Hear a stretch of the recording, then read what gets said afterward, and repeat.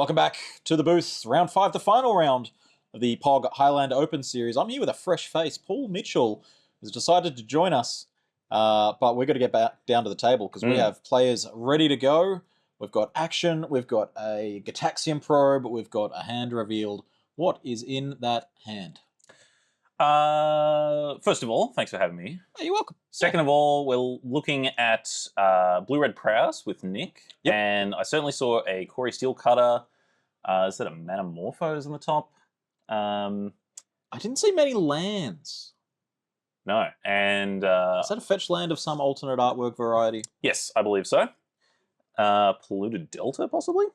Certainly blue or red. I can tell you that much. I believe we have Graham back, who was on coverage earlier. Yeah, we had him in a mirror match. 8-point blue-black against the inventor of the deck, John 8-point Dimir, Kyle Gibson. And Kyle was victorious there. Yes. Well, we know Graham King is currently 2-2, so if he loses here again, he won't have picked up all of his losses on coverage. So, Jimbo, we can't necessarily blame you for all of that. So it's nice. True. It's true. I'm only a little bit of a curse, not all of it. Great. What do you think we'll see from blue-red versus blue-black? Well, the blue-black deck has larger creatures. It's got the Goyfs. It's got the Murktide. I don't think the blue-red deck is playing the Murktide.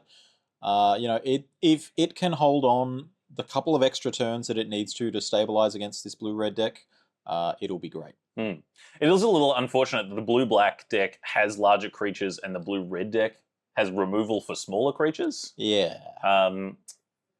Is that a plotted slick shot show-off? I would believe you if you told me yes. And a brainstorming response. Certainly looks pretty slick. Yes, I think it is.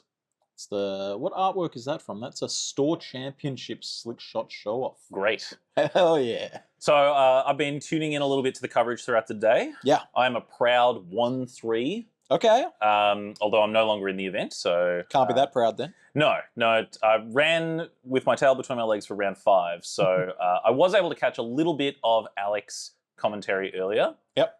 Sounded like he was not a fan of all the alternate art stuff. Me, personally, I'm here for it. I think every single card in your deck should look different, should have a different frame if possible. Well, the thing is, it's Singleton. All the cards do look different to each other. So I don't know. How many snow-covered swamps do you think is in Graham's deck? Because I think we might be about to see a snow-covered island. There's definitely at least 3 artworks for snow-covered basics. That's true. I played against someone who had the digital one with the Windows frame earlier. Oh, okay. So there's at least 4 artworks then. So this is kind of an interesting first few turns. 2 different blue decks that have not really interacted so far. We've kind of put our threats on the table. We've got a Baragoyf. We've got a Slick Shot Show-Off ready to go. We're using dice to represent our Lurgoyf. This is only a 3/4 Goyf. Yeah, land, instant, sorcery. No creatures have hit the bin. There hasn't been any discard spells to help with that or anything like that. There's a creature in exile, but this isn't Cosmogoyf. I love Cosmogoyf. I haven't actually seen it on the table, which is disappointing because it sounds like a fun card. It's a fantastic way to remind your opponents that there's only one exile zone, and it helps the Cosmogoyf. Oh, yeah. So we've got a cycled Lorien revealed, and then the island got played immediately. That's a pretty good sign that we could be seeing 2 or more spells. We know about the Manamorphose. Too bad Manamorphose Corey Steel Cutter aren't quite friends in that way. Well, we've got a slick shot show off here ready to go anyway. Yeah, so we could just go Corey Steel Cutter and use this as another setup turn. It seems unlikely we're just going to go all in now. We'll see how Nick wants to play it. I think if you're not sort of going off with the slick shot, you don't play it. You just leave it in exile. It's safe there. It can't be hurt. True, but if we're playing Manamorphose and Corey Steel Cutter, you're saying no to 5 damage for the privilege of keeping it in safety. Yeah, well, the Corey Steel Cutter would be the 3rd spell now, which is even worse. Brazen Borrower. We're petty thefting the Baragoyf. That is 2 non-creature spells cast this turn. So this slick shot is getting in for a whopping 5 damage. Pretty good. I like my 2 mana creatures to deal 5 damage. In the air as well. So Got our life title iPad updated. Lovely. The internet doesn't see that. Look at the marvels of technology. Oh, no. Okay. Yeah, they don't know that it's there. It's a man behind a curtain, For all we frantically know, the players are guessing at their life totals. flipping zeros and ones to make it appear on our screen. All right, looks like Graham has a Lorien revealed of his own. We know about the Barragoyf that got bounced. We've got a Fatal Push there, which will be great against the Slick Shot and bad against the Quarry Steel. I think if we're in Graham's position now, we've got our creatures bounced. That puts us pretty squarely in the control seat. So killing the Slick Shot, countering the Quarry Steel Cutter, Nick's going to have some rebuilding. Yeah, I'm leaning towards Lorien being cast this game rather than cycled. If you were going to bet in advance which player would cast and which player would island cycle their Lorien revealed, I think it's played out the way you might predict. Yeah. Like said it from the start. Ooh. The blue-black deck has to sort of assume the control role here with slightly larger creatures. They just need to be able to stave off cards like Slick Shot Show off for a couple of turns until they can have that. They've got that slightly higher mana curve. Yeah, that makes sense. Two similar decks. Graham being on the play here changes it a little bit, but I think the way the first few turns have played out hasn't changed it too much. So, okay, I was about to say, with two swamps, Graham's not going to be able to deal with the Quarry Steel immediately, but the Inquisition of Kozilek makes that not true. So we could take the Spritecaster Dragon, who looks like he is going for the equipment. We can also Fatal Push the Slick Shot, and then we're left with, is that an Expressive Iteration? It is, yeah. I was trying to think of the name of it. The silly 2-mana card. Oh, and a Fatal Push. Get a Slick Shot off the field as well. Yeah, so look, EI is going to be pretty good at rebuilding. Dragon into EI means we're getting pressure on the board immediately as well. He could have taken the Sink into Stupor with Inquisition of Kozilek. If you're an Encroach fan, then... Big fan of Encroach. I had a dream about that card the other night. Oh, well, have you poured through any of the deck lists to see if that dream has become manifest? No, unfortunately, they didn't add Encroach to Wasteland. Oh, wow. So we're just fusion passing. card. Yeah. We know about the Brazen Borrower. Yeah, holding up the Brazen Borrower, I'm not the biggest fan. Like it's fine. Looks like Daze was the card that was drawn for turn. That's getting worse as the turns go by. I feel like you needed to sort of capitalize on the shields down moment and get some damage in while you could, because you know that this Barragoyf is coming down at some point. I think we're going to see Daze get cast here. I guess from Nick's point of view, yes, you know the Barragoyf is coming down, so you can pressure Graham's mana on the end step with the Brazen Borrower, then untap and play your flurry of spells. I think this is going to work out okay for Nick. The problem is still going to be the Barragoyf. So this is Brazen Borrower on end step, drown in the lock your Borrower, Daze your drown in the lock. No mana to pay for that. If we had done all this in response to the Barragoyf, it's possible Nick could have baited out the drown in the lock and then dazed the Barragoyf. But at the same time, drown in the lock being modal means Graham probably wouldn't have gone for that. So I think we're going to be back to a similar situation as before, where both players have their threats played out, and Nick may struggle to deal with this Barragoyf. Look, the flip side of this is that Graham is on 9. That is true. That is a single Brazen Borrower hit and 2 Lightning Bolts. Granted, if Nick casts 2 Lightning Bolts, then we're going to have to pause the game and call a judge. It's a Brazen Borrower hit, a Chain Lightning hit, and a Lightning Bolt. Interestingly, Price of Progress normally the finisher of choice for these blue-red Prowess decks, but against the 8-point list playing back to basics and Harbinger of the Tide. Is it Seas or Tides? Tides. Harbinger of the Tides. Because I know that the other one's a Merfolk that does silly things. Oh, it's not. They're both. Oh, well, there you go. They're both cards. Harbinger of the Seas is the Blood Moon type guy. All right, what are we doing here? So, is this a Trumpeting Carnosaur? No, this has to be. Surely not. Like that would be pretty exciting. No. What is this card? Is that a Lightning Bolt or a Shot? It's an Unholy Heat. Unholy Heat. So we've gone Sprite Dragon into Unholy Heat. Look, we said before, red can kill the small creatures. If you've got Delirium, that kills the big creatures as well. So, it's the one out. So we are hitting for 5, putting Graham down to 4, and the shoe's on the other foot. Now Graham has to answer these creatures. All right, Fire Magic off the top. VV's Fire Magic? Okay, stock up. It's a good way to find an answer. Nick likes it. We get the big thumbs up. It's 3 lands tapped. I mean, it's 3 lands tapped and no creatures answered. Let's go. I'm sure Graham would prefer that he spent this mana on the answers immediately, but this does give him a good chance to find something. I saw a Murderous Cut in hand there, so we've got an answer to one of the creatures at least. That does sound good. Which means that Graham, he's not dead on board. This is a Preordain. We're looking again. Yep. Keep spinning. There's good cards in here somewhere, I promise. Is that a Tameo? Tameo's interesting because if you put your opponent on absolutely nothing, you can Murderous Cut the Brazen Borrower, block the Sprite Dragon, and get on with your life. And if you get that wrong, then you can still just chump with the Tameo, and then you get all your mana to spend next time. So you got up a card from the stock up. You're going to go down a card if Nick has anything, but you get the opportunity to spend all your mana again. And holding up Murderous Cut as well, so that could potentially take 0 damage this turn. He could respond to the fetch land if he was worried about Spell Pierce or something. But yeah, I guess possibly Graham is wanting to see how big this dragon is before deciding where to point his Murderous Cut. I think there's no universe where you're hitting the Brazen Borrower over the dragon. Like they're both the 2-turn clock right this very second. I guess if Graham were an optimist, he could see, he is going for it now.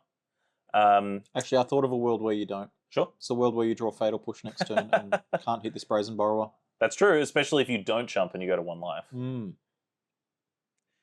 to 1 life's got to be so scary, though, against a red deck. Like, it doesn't matter what other colours it is. It's red. It's got the ability to deal you 1 point of damage. Exactly. Something like Lava Dart is now a must counter twice. Okay, here's the EI. Yep. Nick's been very patient, and this is the most critical turn. It's like it's like Stock Up, except it costs 2 mana instead of 3, and only looks at 3 cards. Gotta tell you, Jimbo, I'm a big fan of putting both those cards in my deck. If you can do it in an aggro shell like this, then you're going places. Or what about Consult the Star Charts? We could just play like Stock Up Tribal here. Dig Through Time? Sure, yeah. You could play good old Divination. Oh, you have to work harder to convince me on that one. You know the one that I actually love? I can't remember what it's called, but it's Divination and costs 2 less if you control both a human and a non-human. Is it Run Away Together? No. Maybe after the stream, Jimbo, but right now I'm trying to think of the name of this card. I mean, Archmage's Charm has to be right up there for me. That's also a good. Especially, this is a 2-color deck. You can cast Archmage's Charm. Ledger Shredder as the second spell of the turn. Unfortunate. That is unfortunate, yeah. I think there have been a couple of these kinds of turns where the sequencing has not been perfect for Nick, but he's had the time to capitalize on it, and it's given him good sustainability throughout this game. So we're in the same spot as before. Graham has 2 threats to deal with. One of them is... Oh yeah, he had to pay for the Ledger Shredder. That's 2 mana for the EI, 2 air. It was sitting there in the battlefield because this is the card that got exiled and I can cast this turn. It really did cook the books. Looks like they're talking about whether it was cast or not, but Graham's now untapped and drawing. Force of Will far too late. Yeah, not so good against threats in play, but we are casting Elorian Revealed. All right, another huge thumb up from Nick. That was Deathrite, something, and you can spend 5 mana drawing 3 cards. You can spend 3 mana picking out 2 cards. I've got the threats, so the first game goes to Nick. Wow. We're going to be looking at the sideboards. Let's have a look at Nick's sideboard first, because that's the one that I have in front of me. Look, we're not going to be seeing Blood Moon. We're not going to be seeing Harbinger and Magus. But I am seeing a couple of red blasts. Yes, I think if your Highlander opponent is on blue and red, you're pretty much guaranteed to see 4 blasts out of the sideboard, which always makes the blue-red mirror interesting because you've now got 8 blasts entering the building. Yep. So I'd expect Nick to board in 2 red blasts. I'd expect Graham to board in 2 blue blasts and then go from there. Yes, that's our starting point. We're not going to see kind of the green anti-blue cards, and really in these colours, the colours kind of stop there. So we could be seeing, depending on how these players see their role in the matchup, knowing that someone's going to be on the play or the draw, things like Daze or Spell Pierce could come in or out. A little bit of who's the beatdown going on. Exactly, yes. We could see things like a Pyrokinesis or a Fury gain or lose value. I think we could also see some of the more chill graveyard hate coming in from the Prowess deck. In the mirror match before, we saw Unlicensed Hearse and Nihil Spellbomb. Of course, Spellbomb not so good out of a blue-red deck, but Unlicensed Hearse really, it's what you want to be doing with this deck anyway. It's an 8-power creature for 2 mana. Of course, as we saw just then, the games where Nick is able to kind of navigate these turns, continually present, 1 or 2 more threats than Graham has answers for. If Unlicensed Hearse can hang around and then provide that threat, that's a pretty good place. So we definitely saw some blasts in there. So, that was our free square on the bingo card. As for Graham, it's a bit tougher for him. He's got a bit more dedicated graveyard removal, but that's not what you specifically need here. Yeah, I think it's more about side grades or slight improvements on Graham's side. You're looking at a pile of blue-black interactive cards. Yep. Some of them line up better than others. Something like a Blood Chief's Thirst might be really good at answering cheap creatures. I don't know. I love Farika's Cure. Farika's Cure, if you won't see that one on the table. Well, we know the Prowess creature is going to grow pretty big. So, I think for Graham, it's a lot of, out of my interactive suite, what is going to make the cut? What is going to stay on the bench? How many do I want to go up or down in threats? These kind of blue-black decks, you can have it so it's fully tempo. You can play it like a blue-black control deck, and during sideboarding, you really get to choose. We did see a Nethergoyf out of Kyle's version before. They have sort of deviated slightly. Of course, everyone was building off Kyle's 75 in the past, but there's a points update now, and that directly affected the deck quite heavily. And there's a few different paths that people are going with their builds of the deck. Seeing some opening 7s here.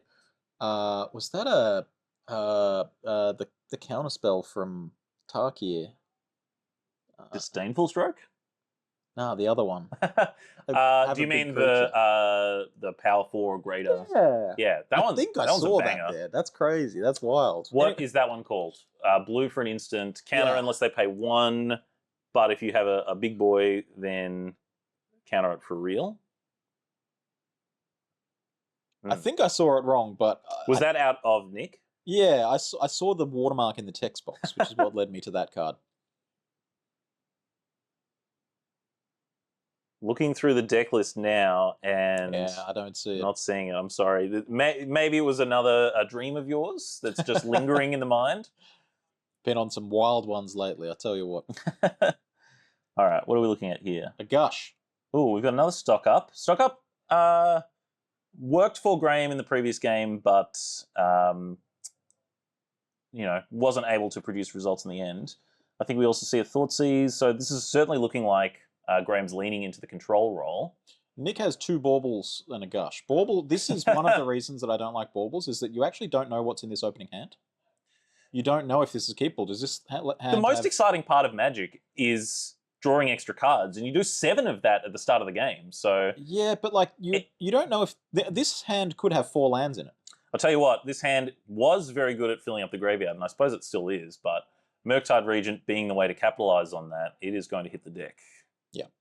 Like, making the mulligan here, putting a card on the bottom, not knowing if your hand has 2 lands or 4 lands, very tough. That is true. Yeah, it's the price you pay for these cheap, techie artifacts that look incredible. They look busted when they work, and... It's the velocity, isn't it? Velocity, I love that. That's the price of progress. That one probably didn't stay in. It's another card velocity one there. Gitaxian Probe. Like, the card itself, it does more than a ball, I'll be honest. Well, we saw Mental Misstep get pointed somewhat recently.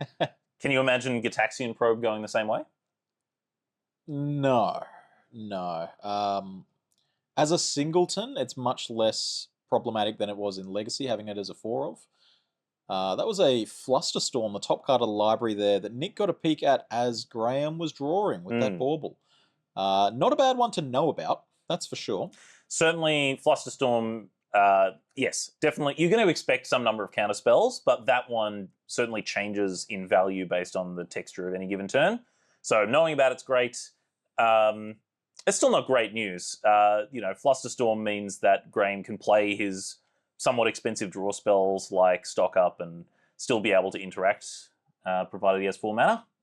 It's also just super good against instants and sorceries out of the opponent. I also love landing Baleful Strix here on turn 2, gets under all blasts, anything like that. So Graham's looking like the shields are up quite a bit more effectively than previously. Well, you say it gets through all the blasts, but it gets the card draw through the blasts, but, a red blast will still remove that, still get it off the table. True. I think given where Graham is at in the control role, locking in the 2-for-1, whether it means taking another card out of the hand or blocking something with Death Touch, I suspect he'll be fine with either.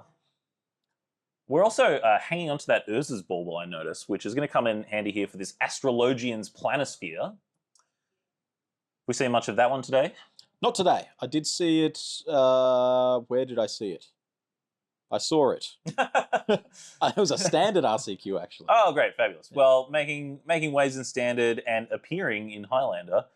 It looks like this hero has decided to become a wizard, and hanging on to the baubles paid off. Doesn't matter how big it gets, though. It's still going to run into the Strix.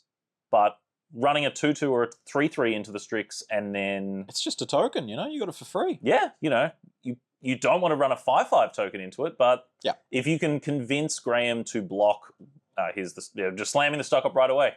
Graham not interested in playing at instant speed. We're slamming the Baleful Strix, slamming the stock up, and we'll figure it out from there. Yeah, a lot happier to... here we go. So before the stock up resolves, I want to see what you got. It's a Water Grave. A lot happier to just tap the 3 lands on your own turn, shields down sort of moment, on turn 3 than you were on turn 6 staring down at Brazen Borrower and a Sprite Dragon. Yeah, I like Graham's position here. They've both mulliganed. I like that 5 cards. Can I keep that? Duress, Counterspell, Lorien Revealed. I think that's a mental misstep at the top. For my own sake, I would like to see Graham take Lorien Revealed just so he can cast it again and feel a lot better about it this game. I think the window at a healthy 16 life. Yeah. I think he can cast both stock up and Lorien Revealed this game and feel pretty good about it. I mean, last game, Nick actually had less on the board on turn 2 than he does right now. That's true. The slick last shot. Game, all he had, was an exiled slick shot. Hiding behind the corner. Plotting something. Plotting his arrival. Was he plotting or was he part of the plot? Yes. Great. All right. Nick untapping, drawing.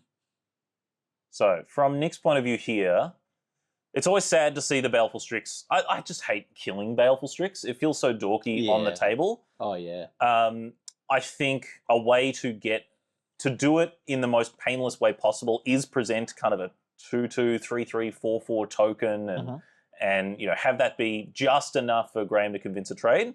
But as we saw last game, I think the tempo decks really want to have 2 threats on the board. So something like Ledger Shredder into Chain Lightning could be the turn here if we just want to get the Strix off the table and get damage in this turn as well. I think we may be missing... Oh, that's devastating. I think we're missing a 3rd land from Nick, so the Ledger Shredder Chain Lightning play is not on the table. So being forced to single spell and then having that single spell get mental misstepped, that's tough. Yeah, there's a Consider and a Lightning Bolt still in hand here, but you don't want...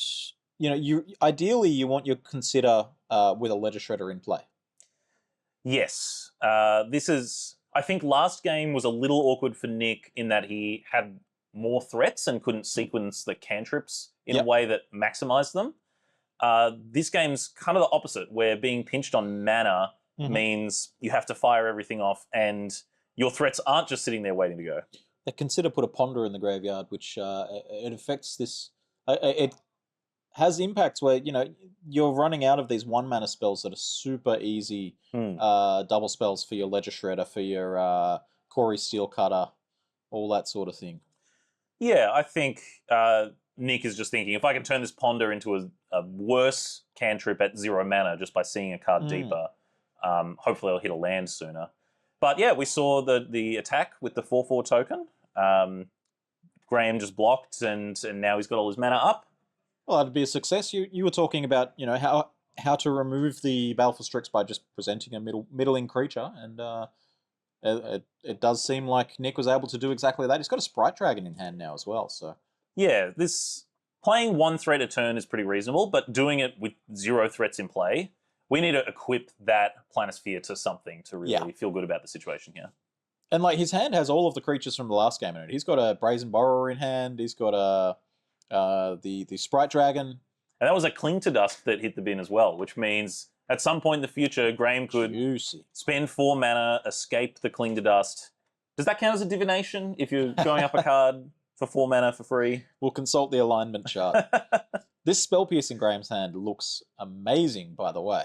It's so nice when you can Spell Pierce on your turn 5. Right. Your opponent's stuck on 2 mana, and you're like, this is your whole deal right now. Because like this Expressive Iteration looks juicy right now. You know, you haven't played a land, that's the perfect opportunity to do it.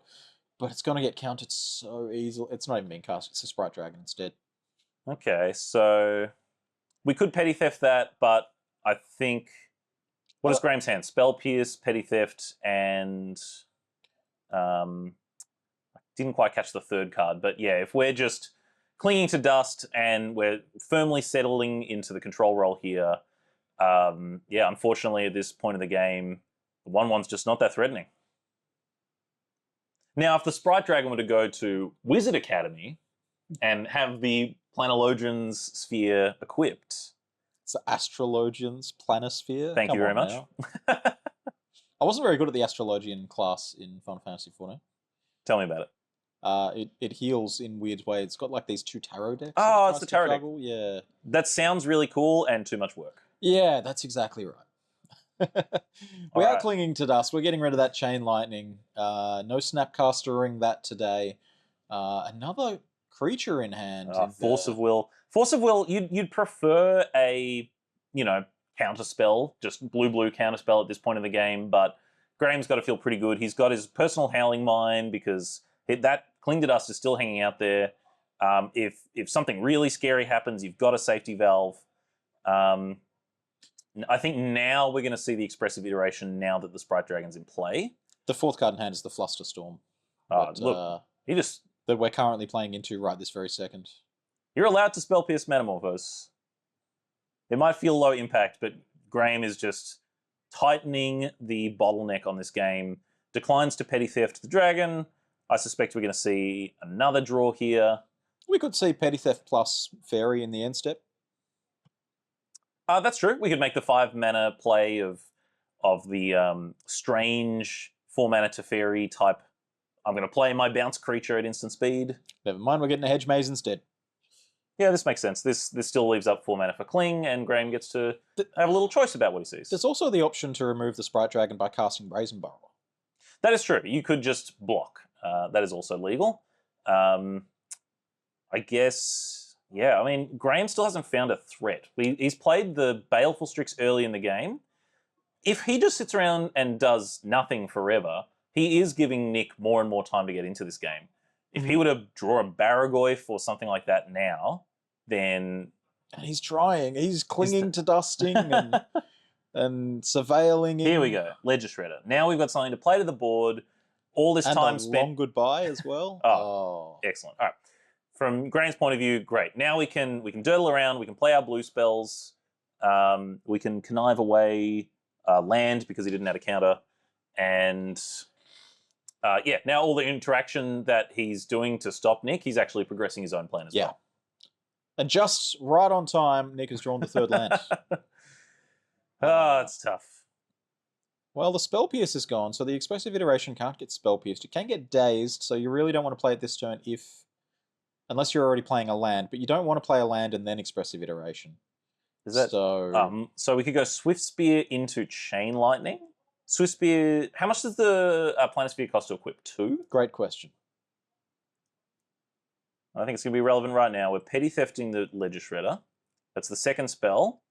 So Nick has elected to get in for 1 more point of damage to allow Graham to connive. But it's not going to matter because the Flusterstorm is going to take care of the Petty Thefts. The Diana ability of Astrologian's Planisphere costs 2. That's the equip ability for those that... Jimbo, I've heard you're a judge. Yeah. What's the italicized text that's kind of flavor text before the ability word? It's exactly that. It's an ability word. Well, equip is the ability word. What about Diana? I think it's actually just called flavor text then. Okay, great. Well, I love it when that's the same length as the ability that it's next to. All right, I think we're seeing more of the same out of Graham here. We're going up in cards. This Monastery Swift Spear is not long for the world. I'm sure Graham is licking his lips at the idea of killing it in response to it getting equipped and just further closing the door on this game. What would Nick have to do to pull this one out from here? Price of progress. It would hit for 6 right now. Yeah. It's just that simple. Price of progress plus bolt. All right, well, we picked up a Dismember, so Graham is probably, no, he found Baragoyf. So that's going to help put him out of range. That's going to hurt if we don't. Magmatic Sinkhole would probably remove it by way of removing your own graveyard. We're also declining to attack with the Ledger Shredder. Graham doesn't want to leave anything to chance. I'm going to have 2 guys back to block. But remember, Graham still has that Force of Will from earlier, so something devastating like a Price of Progress. He's hanging on to that Ponder. So he's got Force and Blue card and Dismember. That's the 3 cards in hand right now. He could cast them all this turn and deal 5 to himself and be in a commanding position because he's got a huge life linker and a card filtering engine. So are we going to Dismember in response to that? No. We're going to Dismember in response to this. There's the Unholy Heat, once again dealing 6 damage to a 6 toughness creature. All right, forcing that. Force of Will basically acting as 2 for 1ing yourself to put a Baragoyf into play. Deal. For 0 mana? Yeah, deal. 0 mana instant speed Baragoyf that costs you 1 life. Graham's last card is Dismember. I think he knows he can block, doesn't need to Dismember, can probably wait to untap and spend black mana instead of 2 life. And yeah, I think Nick just not finding the velocity that he needed this game. Yeah, this Baragoyf is going to attack. Oh, is it a Treasure Cruise? Graham has so many draw 3s in his deck. The Dismember completely extra there. The Baragoyf was happy to attack and get blocked because this is gaining 5 life. It's gaining 5 life. It's possibly drawing another creature, and it's fueling the Treasure Cruise and the Cling to Dust. Oh, Shriel Druid. Is there another? Is that a troll at the bottom? It might be a Deathrite Shaman. Deathrite Shaman. That one's probably that's eating your vegetables. Is taking the Deathrite Shaman instead of the Shield Druid. The responsible choice. Look, when I hit with Baragoyf in a deck like this, I'm happy to get any creature. I'll just lock in my value where I can get it. Yep. All right. Well, unfortunately, we haven't seen a strong flurry of spells from Nick that would put him back in a commanding position. The Manamorphose, which is kind of the signature card of that type of sequence, is gone. That got counterspelled. And yeah, Nick's individual creatures that he could play to the board here just are not going to match up well. So I think we are entering the scoop phase. Well, that's it. The blue-black deck has stabilized. It's managed to survive the onslaught. And now it just has stuff that's just slightly better than yours. Yeah. Graham even had green mana if he needed to gain life from the Deathrite Shaman. And in a mirror match, you want to be the slightly larger deck. You want to be the deck going slightly bigger than what your opponent's doing. Yeah. Or a lot smaller. True. And in this matchup, it does seem like Graham is just 1 notch larger. I wonder... Okay, yeah. I was going to say, both players just immediately went to shuffling. Something like Daze in this matchup, to me, is so on my radar, on the play or the draw. Is my opponent the kind of person who would go in and out? Are they going to play Daze no matter what? It feels maybe a bit nitty to kind of, you could do the whole shuffle my 15 sideboard cards into my deck and then take 15 cards out again. That's, if you really want to do that, time's not a factor, like, by all means. But at least picking up 1 or 2 cards and making your opponent think about potential sideboard changes, I like that move. Yeah. I have a question for you. You're in Nick's seat here. Is that a question? Yes. Okay. No, is my answer. There's a Submerge in your sideboard. Sure. Do you board it in? So you've watched more games of Graham than I have today. Yeah. How often does he go for that hedge maze? When the Underground Mortuary, is that one? Underground Mortuary is the black-green. He could play that one as well, I guess. Undercity Sewer. When the Undercity Sewer is already in play. Yeah, it's Surveil Land number 2. Yeah. Tell you what, I would 100% do it in a no-stakes game. because Sure. I'd be telling Graham about that for the rest of his life. In a tempo matchup like this, you could definitely do that. You're looking around turn 3 or 4 or 5 to, have your threat, play a bunch of spells. 0 mana spells are incredibly powerful in that spot. If you can put a Barragoyf away some of the time, that's. Do you want a card like a stretch in time that's a coin flip for an extremely powerful effect? You could be signing up for that experience. Especially when you consider, there's plenty of shuffle effects in these decks. You could True. put a creature on top in response to the deck being searched. Exactly. And you could Ledger Shredder away your, maybe card like a Submerge or a Daze on the Draw or things that you're not excited by. There's plenty of card filtering. You know what I'm not excited by? Graham mulliganing to 5. Yes. We did see last round Annie with a mulligan to 5, almost taking game 1. That was off the back of natural order for Atraxa, so we're not going to see that this match. But this might be a 4. Is that an island in the middle? Or is that a Psychic Frog? That's a Psychic Frog, yeah. Okay, Psychic Frog is the kind of card that will unmulligan you if you're able to connect a couple of times. It's a big if. All right, so I see Land Dismember. I think that was Ponder in the center there. That's definitely a Ponder there, though. Get a nice look at what Nick's got going on in his deck here. Island. Not snow-covered island. No, we don't need that. No pretending that there's an Astrolabe in my tempo deck. Come on. What's the white creature from Kaldheim that punishes snow lands?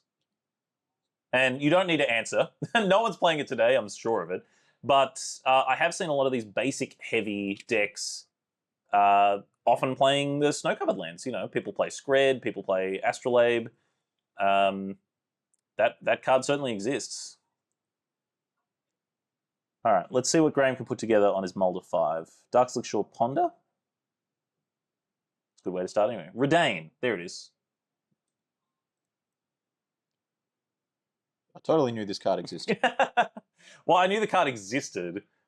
It's the kind of card that I might have nightmares about if it's the one that's going to get me. So which one of these players is playing Redain? I can run over and ask them if you like. Okay, we both have a cantrip. Oh, Dreadhorde Arcanist. I love Dreadhorde Arcanist. What a sweet card.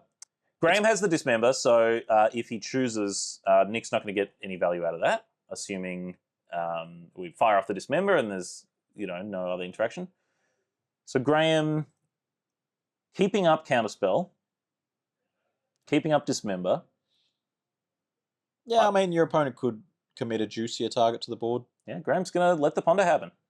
He is, I think, something like a Corey Steelcutter that you're trying to fight through one removal spell at a time, just buries you so quickly. I think Graham is recognizing that turn 3 is such a critical turn for the blue-red deck to try and get ahead. He's looking at this counterspell, he's looking at the Psychic Frog. If he can counter something that's being added to the board this turn, then pass, or get the turn pass back to him, go Psychic Frog plus Dismember. Maybe that's how it feels he gets into this game. So it wasn't Corey Steelcutter, it was the Astrologian's Planisphere. Well done. I'm going to get that most of the time.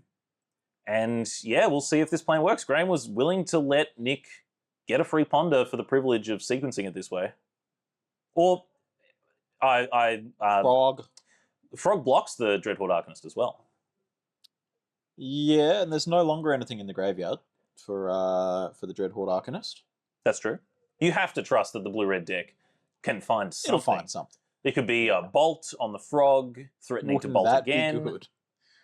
Oh, jeez. Is that a Ottawara, the land in hand there? It certainly looks like it, yes. Dreadhorde Arcanist is not a legendary permanent, so that one's at least a turn away. This is a good, clean way to answer a Frog that might have picked up some counters, though. Yeah, it's not one not one you're expecting, but like if you commit and invest some cards in hand into a Frog, you keep back some counter spells so that you're sure it's not going to get removed. Kablam, it's gone. I believe this is Unholy Heat that Nick is thinking about here. How do you feel about pointing Shock at a Psychic Frog? I wouldn't point Shock. Thank you. Well, now that we've got that question, how do you feel about casting Unholy Heat without Delirium and a 2 toughness Psychic Frog? So it's Raven's Crime. Basically, yeah. You know Graham mulligan to 5. No, but yeah, because it's get to better do than that because you get to Dreadhorde it back. Correct. I wonder if it looks like Nick has juicy. left the table. Nick has, in fact, asked a judge to speak away from the table. If I had to guess, I'm going to say if Dreadhorde Arcanist casts an instant out of my graveyard, does it still count? The answer is going to be no. But even even shocking Psychic Frog and presenting this problem of there's another one coming. Yeah, it seems pretty good, and your opponent has to react to it. Then they have to decide. Do I discard a card? Do I wait for this to be flashed back? Well, the interesting thing here is Graham's holding that Dismember. So he can spring the trap. He can say, all right, I'll discard something now to make it 3 toughness. That can resolve. Then I'll kill your Dreadhorde Arcanist. That blows up your idea of multiple Unholy Heats. Graham's down to 1 card in hand and a Psychic Frog on board. Do you think Graham can see Nick's hand as well as we can? That looks like a very horizontal hand. It always does freak me out a little bit. I believe at the table... Graham's a reasonably tall man, but I don't think he can see the hand. I also believe that Graham would probably let his opponent know. He definitely would, yeah. So we are going to see Unholy Heat, Raven's Crime you. All right. You can discard a card or sacrifice a Psychic Frog. Your choice. Graham has land, I believe Lorien Reveal and Dismember. Oh, I hope we're dismembering the Dreadhorde Arcanist in response? That could put a creature in the graveyard. That could be really bad news for Graham. It's important to know whether this Dismember is resolving before deciding what to discard to the frog. That's a good point.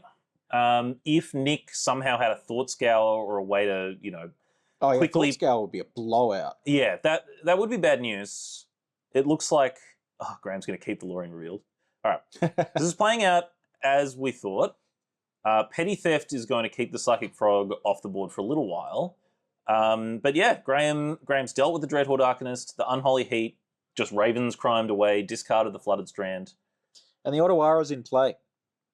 I'm not a fan of that one. I don't know if Nick wants a repeat of the previous game being stuck on 2 lands. I mean, that's fair. That's very fair.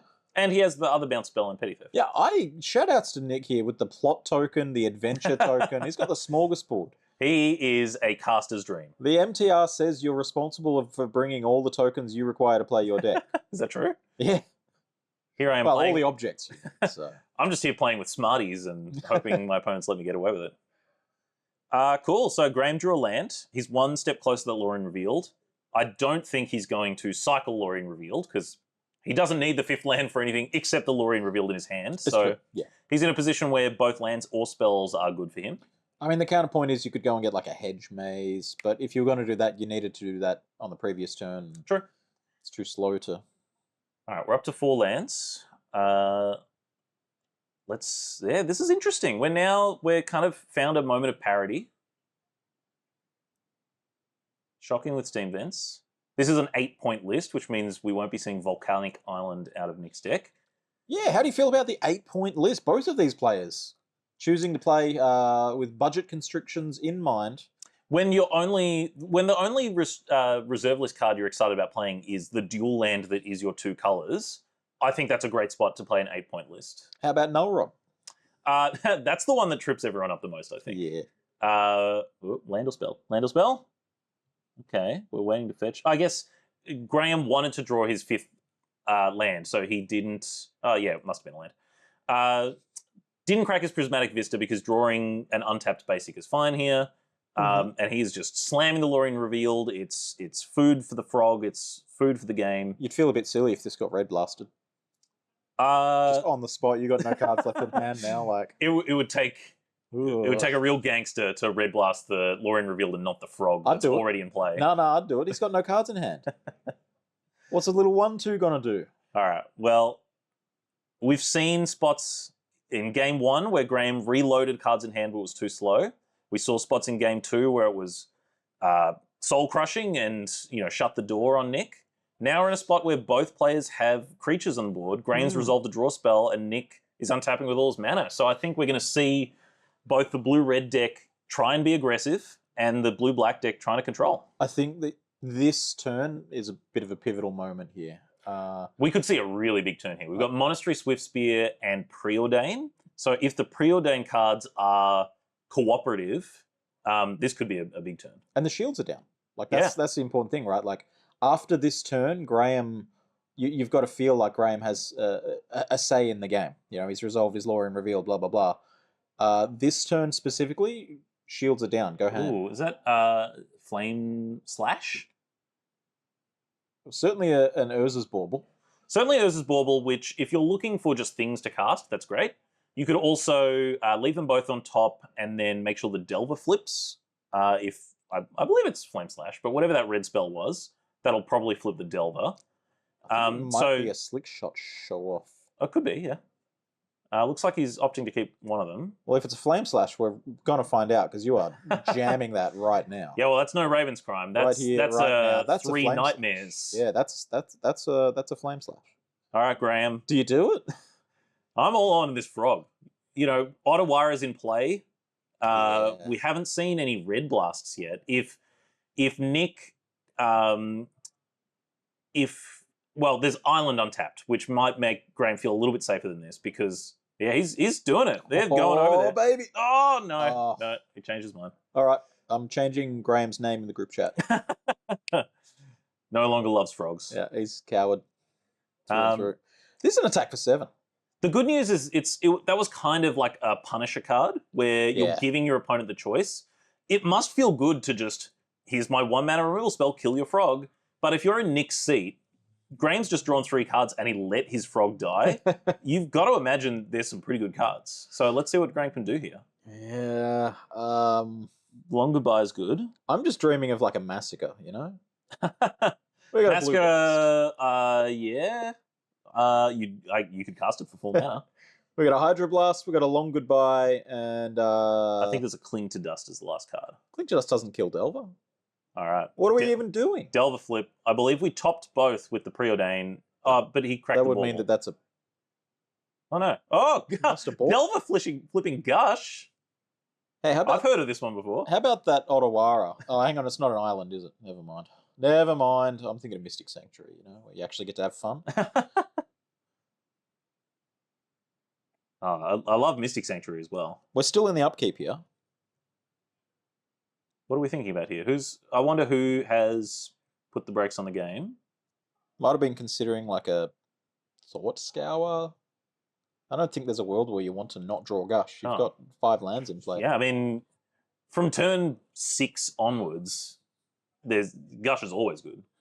I mean, I wouldn't. It's not on my list of favorite divinations. I wouldn't be paying 5 mana for it. That's true. That's not one of the divinations we talked about before. All right, time for a big turn. Graham is going to Cling to Dust anything. Yeah. And look for Flusterstorm won't do it. Those 2 lands are in Nick's hand, assuming we're reading the game actions correctly. But so he has 5 mana available. So yeah, Graham's sitting there with his arms crossed. And drew 2 lands, was that? That is not the Gush of your dreams. Well, it is if you have a frog in play, right? Look at all these lands I can discard. What is this card? FOMO? FOMO discarding Prismatic Vista. Okay, all right. You can cook. Yeah, well, that's another card. We were talking about something like Submerge being sometimes on, sometimes not. If you're playing FOMO, then you know that's another way to sculpt your hand and find exactly what you need. And with the extra combat step ability there, this Delver represents 6 damage. Yeah, I mean, you could certainly lean into the ability to have more duds in your deck between, you know, Fear of Missing Out and Fable of the Mirror Breaker. Oh, Price to Progress, that's one that sometimes... Oh, that's a top deck. That is a top deck. Are we digging? This looks like game 1. Nick has 2 threats in play, Graham's at low life, and we top decked a card that could answer both cards. So let's see what Graham finds. So you reckon Nick drew 2 lands off that Gush? He's got 4 lands in hand. That's what we're currently thinking. No, he discarded the Prismatic Vista. Okay, so he cycled one of them. I think one of the unknowns is a land though. Okay, we've seen this from Graham as well. It looks like he declined the Murderous card. Yeah, took a Fatal Push and something. So I guess Cling to Dust is on his radar. So he wants, if he's got the option, oh, here we go. I was going to say, if he's got the option to do something else with his graveyard, better to do that. And look, Blue Blast and Hydro Blast, oh, sorry, the other way around. Pyroblast and Red Blast, still the scariest cards that Nick could have here, but no evidence of it yet. So Murktide is going to rule the roost. Oh. I believe we're in extra turns now, by the way. It's Okay. maybe turn 1 of turns. That's a Red Blast. If this attack is turn 1 of turns, then all things being continuing as they were. Oh no, it looks like Graham is at 2 life, so Yep. Nick threatening to win on possibly one somewhere. turn 3 or turn 5 of extra turns. So we'll see the result from this game. Tapping a black, does that mean a discard spell? You don't have enough in the graveyard for Cling to Dust. That's true. And No, that's it. that's the hand. G. Wow, yeah. That Pyroblast coming in at the end, Graham very close to stabilizing, but on 2 little life, and the little blue-red, slightly smaller deck gets there. Welcome back into the booth. Here we are for the September Highlander Open event. Jim Dowling, Paul Mitchell. He did a lot of the talk in that round. But that was a really cool game to watch. I do love blue mirrors. Delver revealing Gush. I think that strikes a certain chord in a lot of Magic players' hearts. Yep. But look, that was great interaction. Lots of meaningful decisions from both players. Hopefully we see a lot more of that style of play in the top 8. Yeah, well, that'll do us for now then. That was round 5. So as you mentioned, top 8, that is up next. And as soon as we know who is in there, we'll be sure to let you know. And we'll be back with our coverage of the single elimination soon.